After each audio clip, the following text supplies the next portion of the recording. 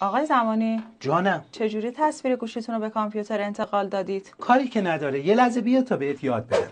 کاری که باید انجام بدی واقعا ساده است.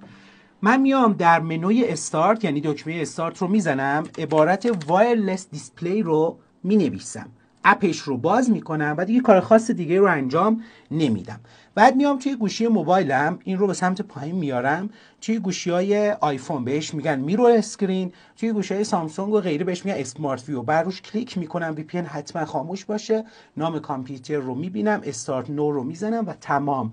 بفرمایید لایک رو بکوبین. واقعا فقط این نکته ای که داره، اگر دیدین این نرم افزار وایرلس دیسپلی روی کامپیوتر شما نبود، کاری که انجام میدین منوی استارت رو باز میکنین، عبارت آپشنال فیچرز رو مینویسین، از بالا گزینه اد ویو فیچر رو مینویسین و اینجا میایم وایرلس دیسپلی رو تایپ میکنین. یه نرم افزاری که باید مثل این مثلا نصبش کنید 2 مگابایت، این استال رو بزنین و تمام. حالا اتفاقی که میفته دیگه قابلیت وایرلس دیسپلی براتون فعال میشه. اگر دوست دارین تا آموزش متنی براتون ارسال بشه، فقط کافیه عبارت ویندوز رو برای ما بنویسین. حتما این ویدیو رو لایک کنین، سیو کنین و برای دوستان خودتون هم ارسال کنین. مرسی از موفق و شما. پیروز باشین.